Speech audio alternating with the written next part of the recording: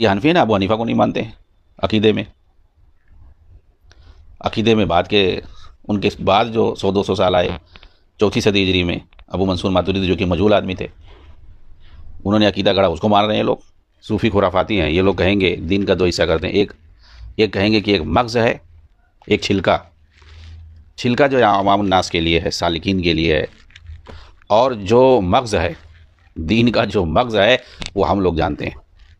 ٹھیک ہے، یہ کہنا صحیح ہے. دین میں چھلکا بھی ہے جو عام الناس کے لیے، ان کے لیے مغز ہے. جو سڑیل باتیں ہوتی ہیں نا وہ ان کے لیے ہیں، اس کو مغز کہہ رہے ہیں، وہ سڑی ہوئی باتیں ہیں. ارے دین سے کوئی تعلق نہیں ہے ان سڑیل صوفیوں کا. دین میں سب مغز ہی ہے، سب اصل ہی ہے.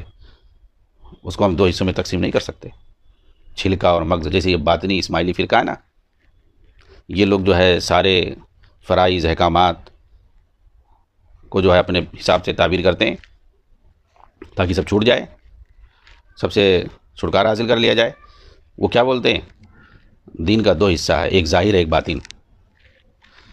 تو ظاہر جو ہے وہ عوام لوگ جانتے ہیں، اس پہ عمل کر رہے ہیں، اور باطنی جو باطن ہے وہ ہم لوگ جانتے ہیں. ظاہر وہ دوسرے لوگ جانتے ہیں. تو جیسے باطنیہ اسماعیلیہ جو ہے، جس کے یہاں کفر پایا جاتا ہے سیدھا سیدھا، وہ لوگ اسلام کو 2 حصوں میں تقسیم کرتے ہیں، ظاہر باطن. ایسے ہی یہ خرافاتی صوفیہ جو کہتے ہیں کیا ہے، دین مغز اور کیا بولتے ہیں چھلکا، نعوذ باللہ. تو ایسے ہی یہ سارے جو تقلیدی ذہنیت کے ہیں نا، تقلید والے، اور جن کا عقیدہ بھی گڑبڑ ہوتا ہے، سب گڑبڑ ہی ہوتا ہے ان کے یہاں. یہ لوگ کہتے ہیں کہ اصول اور فروع، دین میں کچھ اصول ہیں کچھ فروع ہیں. ہم جو ہے امام ابو حنیفہ کو یا امام شافعی کو، ان لوگوں کو مانتے ہیں، فروعات میں مانتے ہیں، اصول میں مانتے ہی نہیں. بھائی کیوں نہیں مانتے ہو اصول؟ چلو ٹھیک ہے تمہارے حساب سے، ہم تو اس کے بھی نہیں قائل ہیں کہ دین کا جو ہے اصول اور فروع کہا جائے. ہاں اور یہ لوگ فروع کسوں کو کہتے ہیں؟ نماز، روزہ، حج، زکوٰۃ وغیرہ کو، جو کہ دین کے ارکان ہیں. بنی الاسلام علی خمس، بنیاد ہیں سب، اسی کو یہ لوگ فروع کہتے ہیں. تو ہم تو قائل نہیں کہ بھائی، لیکن چلو تمہارے حساب سے اگر مان لیا جائے کہ یہ سب فروع ہے، تو تم ان کو جو ہے امام ابو حنیفہ کو فروع میں اپنا امام مانتے ہو، اور اصول جو کہ بنیاد اس میں مانتے ہی نہیں ہو تمہارے حساب سے. کیوں نہیں مانتے ہو بھائی؟ یعنی سب سے پہلے تو اصول میں ماننا چاہیے، اور کہیں گے کہ امام اعظم ایسے اور ویسے. ارے ان کی جو انہوں نے، پہلی بات تو یہ ان کی طرف سے کچھ منقول ہی نہیں ہے. ایک کتاب بتایا جاتا ہے جو فقہ اکبر کے نام سے، اور وہ عقیدے میں کتاب ہے. یہ کتاب جو ہے امام ابو حنیفہ رحمہ اللہ کی ثابت بھی ہے کسی طرح سے، تو یہ لوگ اس کو مانتے ہی نہیں ہیں.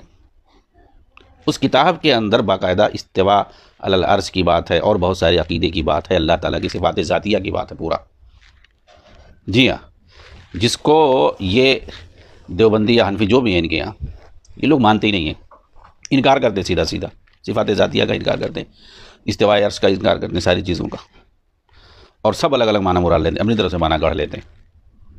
امام ابو حنیفہ نے اس کتاب کے اندر سب کو ثابت کیا ہے. اور جتنے ائمہ گزرے ہیں نا، یہ 4 ائمہ جو مشہور ہیں، ان کے علاوہ جتنے ائمہ گزرے ہیں یا جتنے محدثین گزرے ہیں خیر القرون کے، سب کا عقیدہ ایک طرح سے تھا. اس وقت جیسے کوئی بدعقیدہ قسم کا انسان پیدا ہوتا تھا، گمراہی پھیلاتا تھا، بالاتفاق سب کا اس کے خلاف فتویٰ آ جاتا تھا، اور حکومت جو ہے سخت جو ہے اسے سزائیں دیتی تھی. جی ہاں. تو اسی وقت جیسا لوگوں کا عقیدہ تھا، یہ لوگ کہتے ہیں کہ اس وقت عقیدہ مرتب نہیں تھا، یہ نہیں تھا، سب جھوٹ ہے. ارے بھائی امام بخاری دیکھو پورا انہوں نے عقیدے پہ لکھا ہے. امام ابو زرع ہیں، آپ پڑھو کتابوں کو پڑھو. امام احمد کی کتاب ہے، ان کے لڑکے عبداللہ کی کتاب ہے عقیدے پہ، ابن بطہ کی کتاب ہے، امام خلال کی کتاب ہے، امام شاطبی کی کتاب ہے، اسی طرح سے علامہ آجوری کی کتاب ہے، امام بربہاری کی کتاب ہے، امام لالکائی کی کتاب ہے. بہت سارے لوگوں کی کتابیں ہیں جنہوں نے عقیدے پر جو کتاب لکھی ہے منہاج پر، وہ سب خیر القرون ہی کے حوالے سے لکھی ہے. اللہ کے قول سے، رسول کے قول سے، صحابہ، تابعین، طبع تابعین، ائمہ دین، محدثین، انہی لوگوں کے حوالے سے جو پائے جاتے تھے خیر القرون میں گمراہیوں سے پہلے، انہی کے حوالے سے سارے عقیدے کی کتابیں ہیں. اور کچھ لوگ تو اسی وقت کے تھے، تو اس کو پڑھو گے تب تو سمجھ میں آئے گا. مرتب نہیں تھا، مرتب نہیں تھا. کیا مرتب چاہیے بھائی؟ ہاں یہ سب انکار نہیں پایا جاتا تھا، اس کو تم لوگ مرتب کہتے ہو. تو یہ جو اشعری کی بات، اشاعرہ کی بات کر رہے ہیں، تو سب سے پہلے ابو الحسن اشعری کی بات کر لیتے ہیں، جن کے یہ سب پیروکار ہیں یا یہ لوگ ان کو اپنا امام مانتے ہیں، حالانکہ وہ بری ہیں ان سے۔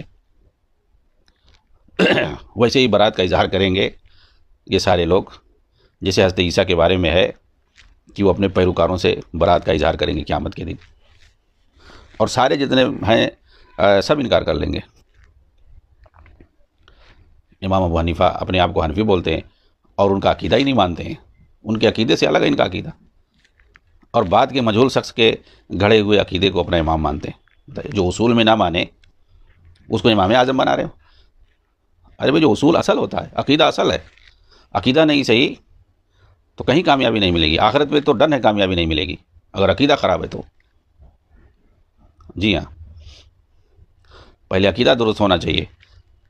تو عقیدے میں اگر تم ابو منصور کو مانتے ہو تو ان کو تو امام اعظم کہنا چاہیے، ابو منصور ماتریدی کو امام اعظم کہنا چاہیے، ابو الحسن اشعری کو امام اعظم کہنا چاہیے۔ ابو حنیفہ کو کیوں کہہ رہے ہو بھائی؟ ان کو تو امام اصغر کہو یا امام فروع کہو۔ امام فروع کیوں نہیں کہتے؟ کہتے سب سے بڑے امام ہے، سب سے بڑے امام ہے۔ سب سے بڑے امام ہے تو عقیدہ ہی نہیں صحیح ان کا، تمہارے حساب سے، ہمارے حساب سے تو صحیح ہے۔ تو کہنے کا مطلب یہ ہے کہ یہ ابو الحسن اشعری کو مانتے ہیں۔ ابو الحسن اشعری 40 سال تک وہ معتزلہ تھے، معتزلی خیال کے تھے، معتزلی خیال کے تھے، گمراہی میں تھے، یہ لوگ خود مانتے ہیں معتزلہ گمراہ تھے۔ تو ابو الحسن اشعری 40 سال تک وہ کیا تھے؟ معتزلی تھے، ان کے رشتہ دار تھے ابو علی جبائی، انہی سے سیکھا تھا، معتزلی تھے اور معتزلہ کی طرف سے ڈیفینڈ کرتے تھے۔ بعد میں جو ہے اس کی شاگردی کر لی محمد بن سعید بن کلاب، وہ جو ہے معتزلہ کے خلاف تھا، اس نے اپنا الگ نظریہ گڑھ رکھا تھا۔ تو انہوں نے دیکھا کہ ارے تو اس کی بات کچھ زیادہ صحیح لگ رہی ہے، تو معتزلہ کو چھوڑ دیا اور محمد بن سعید بن کلاب کے نظریے پہ وہ آگے کچھ سالوں تک تھے، اس کے نظریے پر بتاتے ہیں، پھر اس کے بعد اس کو بھی چھوڑ دیا۔ ان کو جو ہے امام احمد بن حنبل اور ان کے لڑکے کی کتابیں اور اس طرح سے دوسری بہت انہوں نے مطالعہ کیا، تو ان کو سمجھ میں آیا کہ یہ بھی غلط ہے، یعنی محمد بن سعید بن کلاب کا جو نظریہ ہے، عقیدہ ہے، وہ بھی غلط ہے۔ اور ان کو سمجھ میں آیا کہ امام احمد بن حنبل کا جو عقیدہ ہے، ان کی کتابوں کے ذریعے سے جو ان کو سمجھ میں آیا، کہا یہی صحیح ہے۔ تو پھر انہوں نے دونوں سے، یعنی کلابیہ سے، معتزلہ سے توبہ کر لی اور انہوں نے امام احمد کا جو عقیدہ تھا اس کے مطابق اپنا عقیدہ درست کر لیا، یعنی اہل السنہ والجماعہ پہ صحیح سے آگے۔ اور پھر انہوں نے کتاب بھی لکھی الابانہ نام کی، اس میں صراحت ہے، اس میں اس بات کی صراحت بھی ہے۔ لیکن آپ دیکھیں، چلو ٹھیک ہے، بہت اچھا ہوا کہ آخر میں کم سے کم ان کا عقیدہ صحیح ہو گیا، صحیح اہل السنہ والجماعہ کے مسلک پہ آ گئے، کتاب و سنت کی روشنی میں جو صحیح عقیدہ اسی پہ آ گئے۔ انہوں نے کتاب بھی لکھی، وہ شاہد ہے، گواہ ہے، الابانہ۔ لیکن جو اپنے آپ کو اشعری کہتے ہیں، ان کا پیروکار، انہوں نے تو کسی کو نہیں کہا کہ بھائی تم ہماری پیروی کرو،